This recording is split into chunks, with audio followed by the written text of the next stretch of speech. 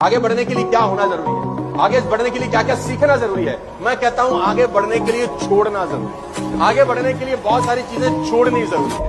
और अंग्रेजी की एक लाइन है, नीचे लिखा है drop the baggage, drop the baggage. आपने बस में ट्रेवल किया है गाइस?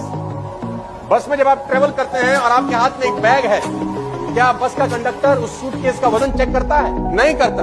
आप ट्रेन में जब ट्रेवल करते हैं तो क्या ट्रेन वाला टीटी साहब या ट्रेन की एंट्री पे आपका वजन चेक होता है? आपने ऑटो की भी सवारी करी होगी, ऑटो में जब अंदर घुसते हैं तो ऑटो वालों के आपका वजन चेक करता है कि आप 10 किलो सामान ले जा रहे हैं कि 15 किलो की 20 किलो? नहीं। लेकिन जब आप जहाज में फ्लाई करते हैं तो क्या एयरपोर्ट वाले आपका वजन चेक करते हैं? तो जवाब है हाँ। क्यों?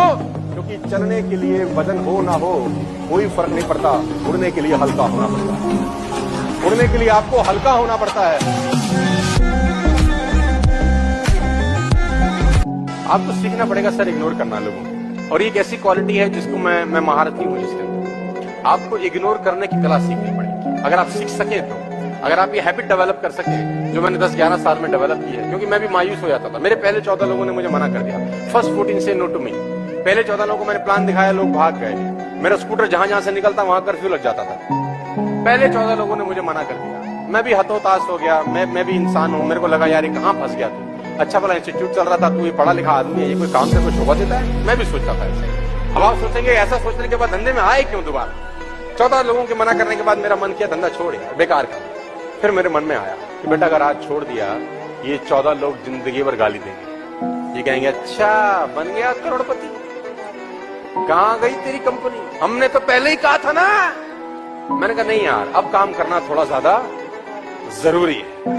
इग्नोर करने की कला दोस्त आपको सीखनी पड़ेगी।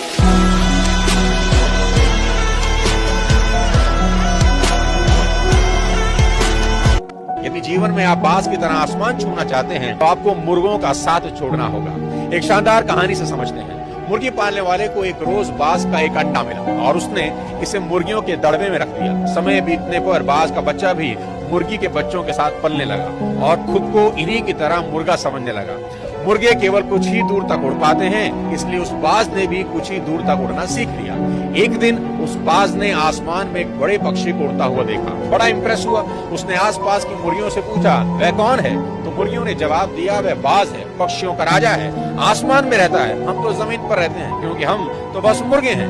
उनकी बात सुनकर वह बाज पूरी जिंदगी मुर्गे की तरह जिया और मुर्गे की तरह ही मर गया, क्योंकि जीवन भर वह खुद को मुर्गा ही समझता रहा। साथियों, ये कहानी बहुत ऑर्डिनरी है, लेकिन इसमें गहरी सीख है। अधिकतर लोग बेहद ऑर्डिनरी जीवन जीते हैं और मर जाते हैं। उन्हें एहसास ही नहीं होता कि उनके अंदर बाज के बच्चे की ही तरह कई योग्यताएं छिपी हैं, जिनको वो कभी इस्तेमाल ही नहीं करते। जिस काम से आपका पेट पलता है ना सर, घर चलता है, उसको कभी गलत मत बोलना और कभी उसकी बुराई मत करना। उस काम की धंधा तो कभी बड़ा होगा, कभी नीचे हो जाएगा। ये थोड़ी जब नीचे हो जाएगा तो काम बेकार है। हम तो मौसमों की तरह तुरंत बदल जाते हैं। बरसाती मेंढक।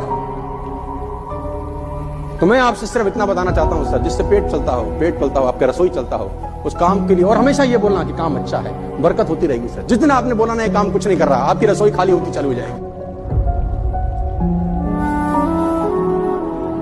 ये प्यार करो उस चीज से जो आपको पसंद हो, वही काम। नहीं मुझे भी, मेरा कल फ्लाइट है 7 तारीख सुबेरे, मैं कल की फ्लाइट से जाऊंगा नागपुर, नागपुर से वापस जाऊंगा अहमदाबाद, वहां से जाऊंगा सूरत, वहां से जाऊंगा कैलकाटा, 13 को मिटते पिटते 7 दिन के बाद घर लौटूंगा। फिर निकल जाऊंगा 20-21 तारीख को, फिर 8 दिन नहीं हूं यहां पर। तुमको लगता है मुझको मजा आ रहा है? 80 साल का अमिताभ बच्चन केबीसी खेल रहा है, मजा आ रहा है? 20,000 करोड़ का एटलीस्ट होंगे sir. With all the respect regard to mister Bachchan, कम से कम 20,000 करोड़ के होंगे। आज भी केबीसी के सेट पर तैयार होके वही सवाल वही जवाब 20 साल से कर रहे हैं। मजा आ रहा है कि बोर हो जाता होगा?